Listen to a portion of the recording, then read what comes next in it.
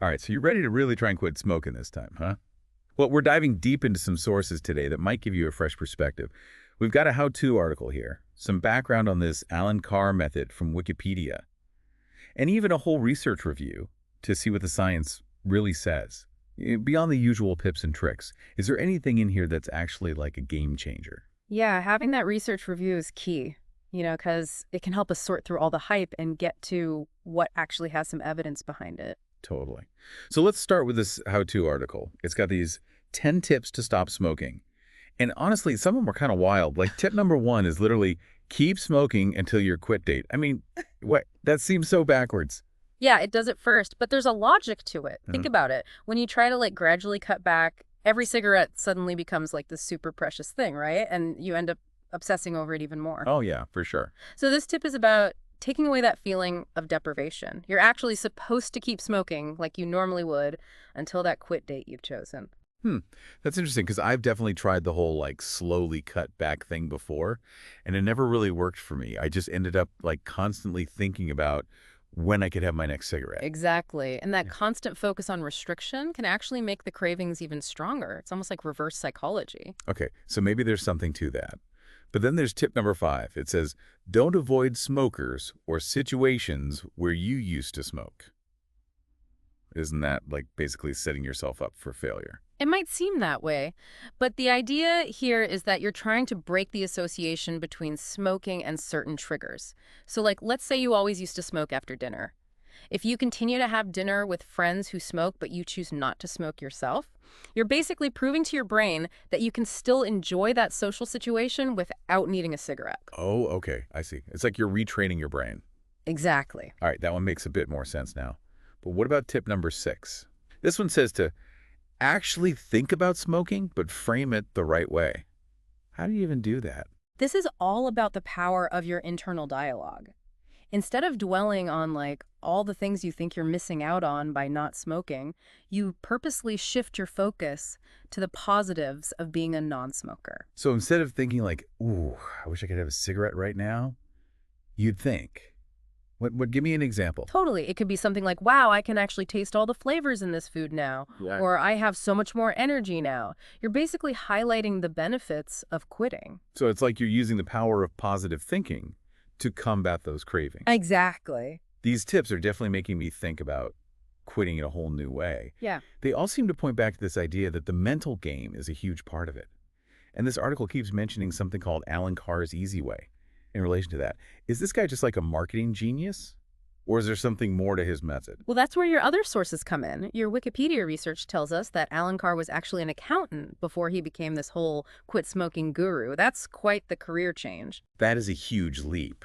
Why did he even create this whole method in the first place? Sounds like it was kind of a personal journey for him. He was a super heavy smoker for years, but he eventually quit and then got really passionate about helping other people do the same. That's cool. And it sounds like his method has gotten some pretty serious recognition too. Like the Wikipedia entry even says it's been used by the UK's National Health Service.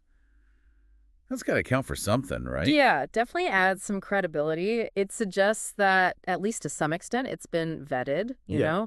and is seen as a legitimate option by a major healthcare system. Okay, so it's not just hype. Then what makes his approach so unique? You mentioned that mental aspect earlier.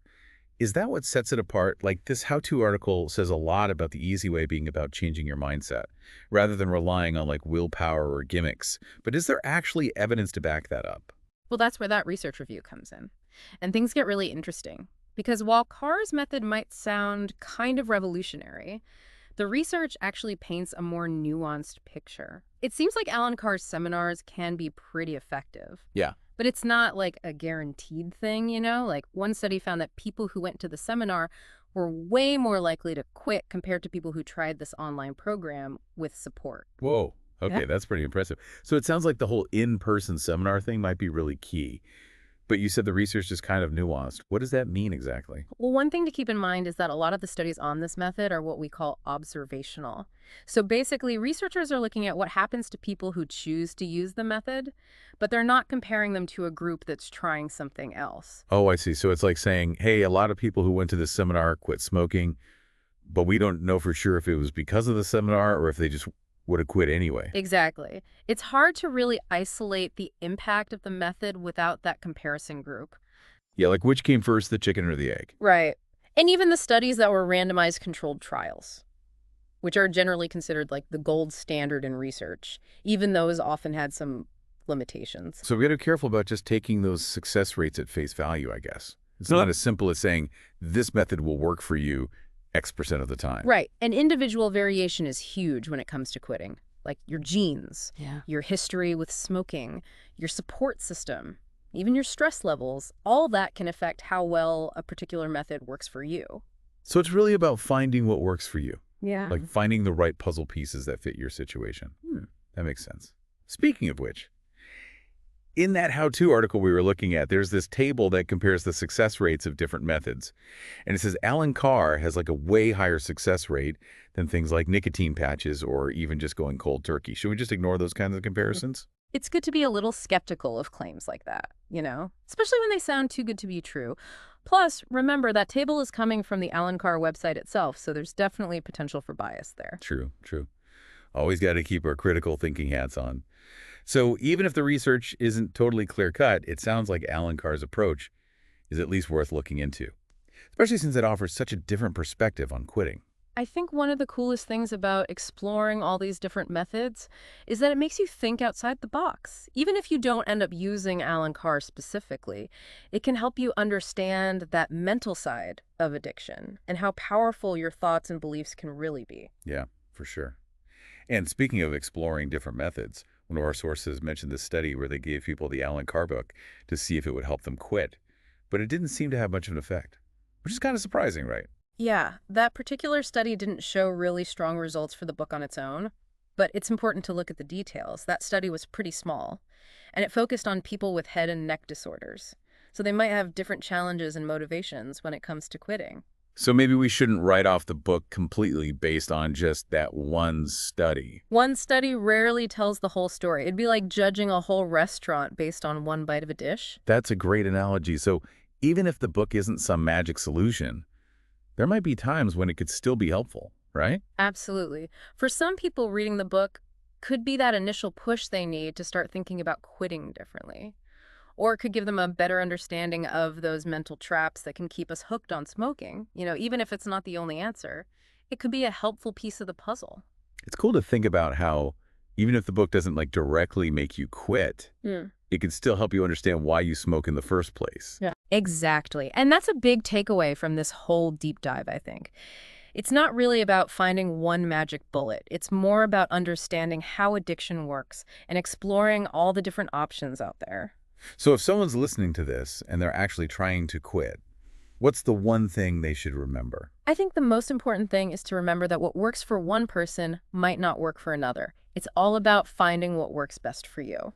So it's like a personal journey. Exactly. And it's okay if you don't find the right solution right away. Yeah, don't get discouraged if one thing doesn't work out perfectly. It might take a little trial and error to find what clicks for you. And don't beat yourself up if you slip up either. Right. It happens. It's all part of the process. Like you said earlier, it's all about finding the right puzzle pieces for your situation. And maybe part of that is looking beyond just the physical addiction and really thinking about the mental side of things, which is what Allen Carr seems to focus on so much. So what do you think, listener, as you think about your own quitting journey? What stands out to you from everything we've talked about? I'd say think about what really resonated with you. Which approaches seem the most interesting? What are you curious to learn more about?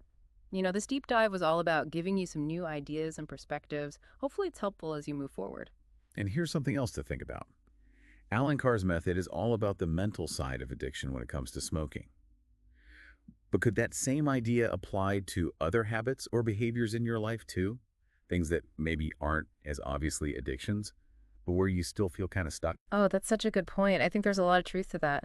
Those ideas of understanding your triggers and changing your thinking, they can be applied to lots of areas where we struggle. Whether it's procrastination or overeating or anything else, those mental tools can be really powerful. So even if you're not a smoker, this deep dive might have given you something to think about. Thanks for joining us for this deep dive into quitting smoking. We hope it was helpful and maybe even a little inspiring.